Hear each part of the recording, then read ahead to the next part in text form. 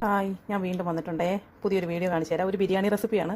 ഇവിടെ ഞാൻ ചെയ്യുന്ന എല്ലാവർക്കും ഏറ്റവും ഇഷ്ടമുള്ള ഒരു ബിരിയാണിയാണ്. ഇതിനകത്ത് അധികം മസാലകളോ മുളക് പൊടിയോ അങ്ങനെയുള്ള കാര്യങ്ങളൊന്നുമില്ല. ഈസി ആയിട്ട് നമുക്ക് ചെയ്തെടുക്കാൻ പറ്റും. ഞാനൊരു 1 കിലോ ചിക്കൻ്റെ ബിരിയാണി വെക്കത്തക്ക രീതിയിലുള്ള സാധനങ്ങളാണ് കാണിച്ചു തരാൻ പോകുന്നത്. ഞാനപ്പോൾ ഇതിന് വേണ്ടിയിട്ട് ഇവിടെ ഒരു 5 സവാള എടുത്ത് വെച്ചിട്ടുണ്ട്. മീഡിയം സൈസ് സവാള 5 എണ്ണം. പക്ഷേ ഇത്രയും സവാള വേണ്ട. ഇത് നമുക്ക് റൈസിനും എല്ലാം കൂടെ ചേർത്തിട്ടാണ്. 5 എണ്ണം വേണ്ട, ഒരു 4 സവാളയോളം നമുക്ക് മതി. അതേപോലെ തന്നെ എരിക്കനുസരിച്ച് പച്ചമുളക്, നിങ്ങൾക്ക് എത്ര എരി വേണോ അതിനനുസരിച്ച് പച്ചമുളക് എടുക്കുക. അതുപോലെ തന്നെ വെളുത്തുള്ളി ഇഞ്ചി എന്ന് പറയുന്ന ഒരു 200 ഗ്രാമിൽ കൂടുതലാണ് ഇഞ്ചി എടുത്തിട്ടുണ്ട്. വലിയ തക്കാളിപ്പഴം ഒരു 3 എണ്ണമാണ് ഞാനിവിടെ 1 കിലോയ്ക്ക് എടുത്തിട്ടുള്ളത്. ഇതിന് പുളി അനുസരിച്ചാണ് നമ്മളിത് ഫുൾ അടിച്ച് ചേർക്കത്തില്ല. 2 എണ്ണം അടിക്കുമ്പോൾ പുളി ഉണ്ടെന്നുണ്ടെങ്കിൽ നമ്മൾ മസാല ആക്കുമ്പോൾ നമ്മൾ അതിൻ്റെ പുളി നോക്കിയിട്ട് പുളി ഉണ്ടെന്നുണ്ടെങ്കിൽ അന്നേരം നമ്മൾ അത് മാത്രമേ ഉള്ളൂ.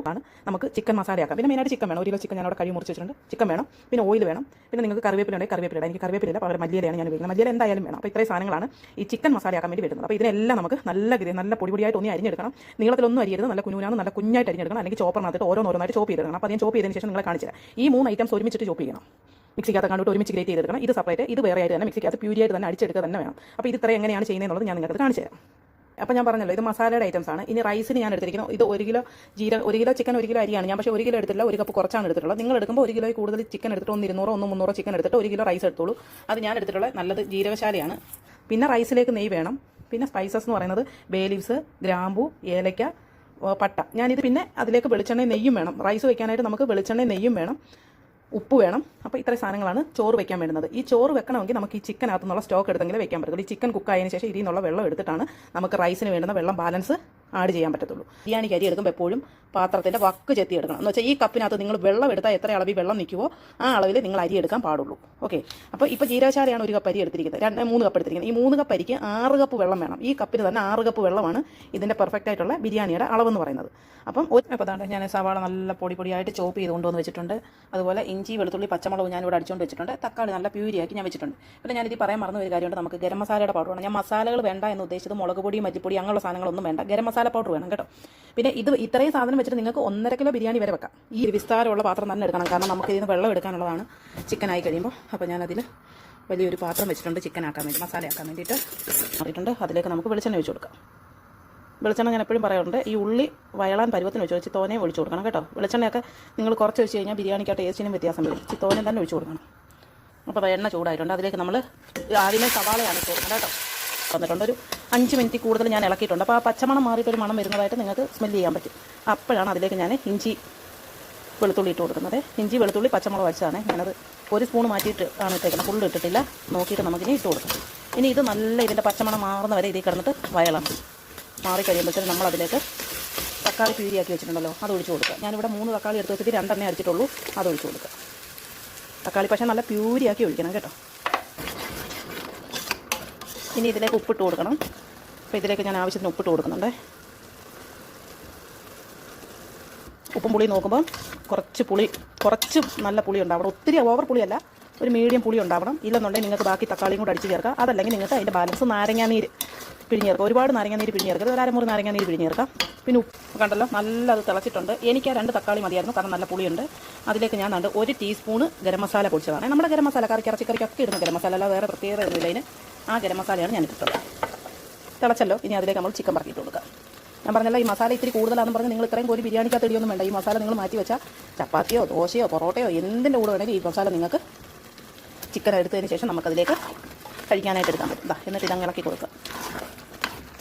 ഈ സമയത്ത് നിങ്ങളുടെ കയ്യിൽ കറിവേപ്പില ഉണ്ടെങ്കിൽ കറിവേപ്പിലയും കൂടി ഇട്ടിട്ട് ഇതിനെ അടച്ച് വെച്ച് വേവിക്കുക. അടച്ച് വെച്ച് വേവിക്കുന്ന സമയത്ത് ഇടയ്ക്കിടയ്ക്ക് ഇളക്കി നോക്കണം. അതുപോലെ തന്നെ തീ നല്ല സിമ്മിലാക്കിയിട്ട് വേണം വേവിക്കാനായിട്ട്. മീഡിയത്തിനും ഇടയിൽ ഇതാണ്ടോ ഞാൻ സിമ്മിലാണ് തീ വെച്ചിട്ടുള്ളത്. കാരണം ഭയങ്കര എളുപ്പത്തിൽ ഇത് വേവിക്കാൻ നിൽക്കരുത്. ഇത് നല്ല സ്ലോ കുക്കായിട്ട് തന്നെ ഈ ഇറച്ചി അരി കിടന്ന് വേവണം. അതുപോലെ തന്നെ ഇടയ്ക്കിടയ്ക്ക് നമുക്കൊന്ന് ഇളക്കി കൊടുത്ത് നോക്കണം. എന്നിട്ട് ചിക്കൻ്റെ ഒരു 1/4 ഭാഗം വരെ വെന്ത് കഴിയുമ്പോൾ നമുക്ക് ഇതിൻ്റെ വെള്ളം മൊത്തം എടുക്കണം. എന്നിട്ട് വേണം നമുക്ക് റൈസ് വെക്കാനായിട്ട്. നമുക്ക് നമ്മുടെ ബിരിയാണിയുടെ മസാല ഒന്ന് തുറന്ന് നോക്കാം. അതാണ്ട് ഇങ്ങനെ ആയിരിക്കും ഉണ്ടാവുക. എണ്ണയൊക്കെ മേളിൽ തെളിഞ്ഞ് ഒക്കെ ആയിരിക്കും ഉണ്ടാവുക. വെള്ളം എടുക്കാം. ഈ വെള്ളം മൊത്തം നമ്മളിങ്ങനെ ഊറ്റിയെടുക്കും കേട്ടോ. അതിലാണ് നമ്മൾ ചോറ് വയ്ക്കുന്നത്. ഇല്ല, ഇച്ചിരി കൂടെ വേവാണ്.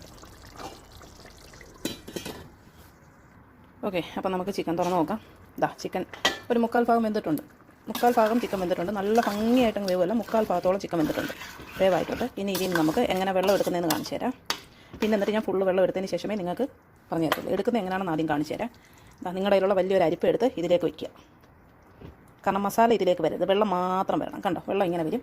അപ്പം ഇങ്ങനെ കുഴിയുള്ളൊരു തവി കൊണ്ട് ഈ വെള്ളം ഇതിന് കോരി ഒരു പാത്രത്തിലേക്ക് ഒഴിച്ച് വെക്കുക.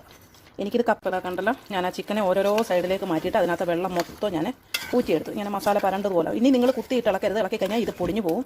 ചിക്കൻ വെള്ളം ഞാനിപ്പുറത്ത് മാറ്റി വെച്ചിട്ടുണ്ട്, അത് അളക്കുമ്പോൾ ഞാൻ കാണിച്ചു തരാം. അപ്പോൾ ഇനി ഇത് ഓഫാക്കരുത്, കാരണം ഈ ചിക്കൻ നമുക്ക് ഒരു 3/4 ഭാഗത്തിൽ കൂടുതൽ വെന്തിട്ടുള്ളൂ. നല്ല സിമ്മിലാക്കിയിട്ട് ഈ ചിക്കൻ ഇവിടെ തന്നെ ഇങ്ങനെ വെക്കുക. ഇത് ഇരുന്ന് ബാക്കി ഈ ചിക്കൻ്റെ ബാക്കിയും കൂടെ കുക്കായിക്കോളും.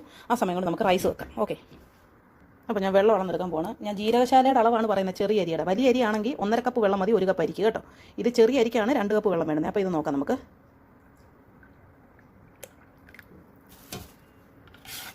ഒന്ന്, അതാണ് എനിക്ക് ചിക്കൻ്റെ സ്റ്റോക്ക് 2 കപ്പ് വെള്ളമാണ് കിട്ടിയിട്ടുള്ളത്. ഇനി ഇപ്പോൾ ഞാനിവിടെ വെള്ളം എടുത്ത് വെച്ചിട്ടുണ്ട്. ഇനി നമുക്ക് റൈസ് വെക്കാനുള്ള പരിപാടി തുടങ്ങാം. പ്രത്യേകിച്ച് പറയുന്നു, ജീരകശാല ചെറിയ അരിക്കാണ് 1 കപ്പ് അരിക്ക് 2 കപ്പ് വെള്ളം വേണം. അതേപോലെ വലിയ അരിയാണെങ്കിൽ 1 കപ്പ് അരിക്ക് 1.5 കപ്പ് വെള്ളം വെച്ച് വേണം നിങ്ങൾ എടുക്കാൻ. അരി വക്ക് ചെത്തി എടുക്കണം. വെള്ളം എത്ര അളവിൽ 1 കപ്പ്. അപ്പോൾ നമുക്ക് ചോറ് വെച്ചാലോ? വായോ. ടീസ്പൂണിനാണ് നെയ്യ് എടുക്കുന്നത്. സ്പൂൺ നെയ്യ് ചേർത്താൽ 1.5 സ്പൂൺ വെളിച്ചെണ്ണ ചേർക്കണം 1 കപ്പ് അരിക്ക്. അങ്ങനെ എത്ര കപ്പ് അരി എടുക്കുന്നു അതനുസരിച്ച് ചേർക്കും. അപ്പോൾ നിങ്ങൾ ഒരു 5 കപ്പ് അരി 6 കപ്പ് അരി എടുക്കുകയാണെങ്കിൽ ഒരു 10 ടീസ്പൂണോളം നെയ്യും ഒരു 4-5 സ്പൂണോളം വെളിച്ചെണ്ണ ഒഴിക്കുക. ടീസ്പൂണിനാണ്, ടേബിൾ സ്പൂണിനല്ല. അപ്പോൾ ഞാനിത് ഒഴിച്ചിട്ട് കാണിച്ചു തരാം. ഓക്കെ, അപ്പോൾ അത് ചൂടായിട്ടുണ്ട്. അതിലേക്ക് നമുക്ക് ഉള്ളി സ്ലൈസ് ചെയ്ത്, ഒരു അരമുറി ഉള്ളി സ്ലൈസ് ചെയ്ത് ഇട്ട് കൊടുക്കുക. ഇതൊന്ന് ലൈറ്റ് ബ്രൗൺ ആവട്ടെ. അപ്പോൾ ഞാൻ കാണിച്ചു തരാം ബാക്കി സ്പൈസസ് ഇടുന്നത്. സ്പൈസസ് ആണിത്: പട്ട, ഏലക്ക, ഗ്രാമ്പു, ബേ ലീവ്സ്. അത് ഇട്ട് കൊടുക്കുക. അത് ഇട്ട് കൊടുത്തിട്ട് അത് ഒരുപാട് മൂക്കിയൊന്നും വേണ്ട. അപ്പോഴത്തേന് നമുക്കതിലേക്ക് ഒന്നിളക്കി ഇതാക്കിക്കൊണ്ട് നമുക്കതിലേക്ക് വെള്ളം ഒഴിച്ചു കൊടുക്കണം. കണ്ടോ? ഇല്ലെങ്കിൽ അതിൽ കിടന്നത് പൊട്ടും കേട്ടോ. നമ്മളെടുത്ത് വെച്ചിരുന്ന വെള്ളം എടുത്ത് ഒഴിക്കണം. 6 കപ്പ് വെള്ളം നമ്മളെടുത്ത് വെച്ചിട്ടുണ്ടായിരുന്നല്ലോ, ആ വെള്ളം ഒഴിച്ചു കൊടുക്കാം. ഇനി അത് നല്ലൊന്ന് കലക്കി യോജിപ്പിച്ചിട്ട് നമ്മൾ ഇതിലേക്ക് ഉപ്പിടണം.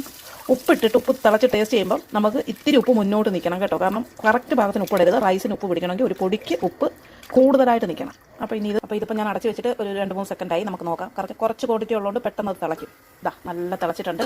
അപ്പോൾ ഇതിലേക്ക് ഞാൻ അരി കഴുകിയിട്ട്, വെള്ളത്തിലൊന്നും കൂത്തിട്ടില്ല കേട്ടോ. അരി കഴുകി ഇങ്ങനെ അരിപ്പയ്ക്കകത്തിട്ട് വെച്ചിരിക്കുന്നത്. ഈ അരി ഇടുമ്പോൾ തന്നെ അറിയാം നല്ല ഒറ്റയായിട്ട് തന്നെ വരും. ഇത് നാരങ്ങ നീരൊന്നും നിങ്ങൾ പിഴിഞ്ഞൊഴിക്കണ്ട. ഇത് നല്ല ബിരിയാണിയായിട്ട് തന്നെ വരും കേട്ടോ. എന്നിട്ടിത് തുറന്ന് തന്നെ വെക്കണം. എന്നിട്ട് നമുക്ക് ഇളക്കി കൊടുക്കാം. ആദ്യം നമ്മളിടുമ്പോൾ അരിക്ക് മുകളിലായിരിക്കും വെള്ളം കിടക്കുക. അതൊന്ന് പറ്റി അരിയോട് സമം വരുമ്പോൾ നമ്മൾ അത് അടച്ചു വയ്ക്കുക. ഓക്കെ, ഇനി അത് അവിടുന്ന് വേറട്ടെ. ഇടയ്ക്ക് നിങ്ങൾ ഇളക്കി കൊടുക്കുകയും വേണം കേട്ടോ. ഞാനിതിൽ ഫുള്ളായിട്ട് ഇറച്ചി മസാല എല്ലാം വെച്ചിട്ടുണ്ട്. ഓവറായിട്ട് വെള്ളമൊന്നുമില്ലാതെ മസാല എടുത്ത് വെച്ചിട്ടുണ്ട്. ഞാൻ എല്ലായിടവും വെച്ചിട്ടുണ്ട്. ഇനി ഞാൻ ഇതിലേക്ക് ചേർക്കാൻ പോകുന്നത് ഇത്രയും ഒരു പിഞ്ചെന്ന് പറയുന്നത്. നമ്മളിങ്ങനെ ഒരു പിഞ്ച് എടുത്തിട്ട് ഗരം മസാലപ്പൊടി ഇങ്ങനെ ഇട്ട് കൊടുക്കുക. കൂടിപ്പോരുത്, ആ ഒരു പിഞ്ചേ ആകാവൂ. ഇട്ട് കൊടുക്കുക. എന്നിട്ട് അതിന് ശേഷം കുറച്ച് മല്ലിയില ഇട്ട് കൊടുക്കുക. കഴിഞ്ഞു. ഇത്രയേ ഉള്ളൂ. അടച്ചു നോക്കുക. ഇത് നിങ്ങൾക്ക് പിന്നെ അണ്ടിപ്പരിപ്പ് മുന്തിരിങ്ങ വറുത്തിടണമെങ്കിൽ ഇടാം, ഉള്ളി വറുത്തിടണമെങ്കിൽ ഇടാം. പക്ഷേ ഇങ്ങനെ ഒരു തവണ നിങ്ങൾ വെച്ച് തിന്ന് നോക്കണം. പിന്നെ നമുക്ക് എളുപ്പമല്ലേ, എളുപ്പമുള്ള പരിപാടി. ഇനി ഇതിനെ അങ്ങ് അടച്ചു വയ്ക്കുക. ഇതിൻ്റെ പാത്രത്തിന് വെയിറ്റ് ഉള്ളതുകൊണ്ടാണ് ഞാൻ വേറെ വെയിറ്റ് വെക്കാത്തത്. ഇതിങ്ങനെ അങ്ങ് അടഞ്ഞിരുന്ന് കഴിഞ്ഞാൽ ഒരു 10-15 മിനിറ്റ് എന്ന് വെച്ചാൽ നല്ല ഇത് തുറക്കുമ്പോൾ നല്ല ആവി അടിക്കണം. ആ ആവി അടിക്കുന്ന പരുവം വരെ ഇത് അടച്ചു വെക്കുക. കഴിഞ്ഞു. എന്നിട്ട് നമുക്ക് കഴിക്കാനായിട്ട് എടുത്ത് പ്ലേറ്റിലേക്ക് വിളമ്പാം. അപ്പം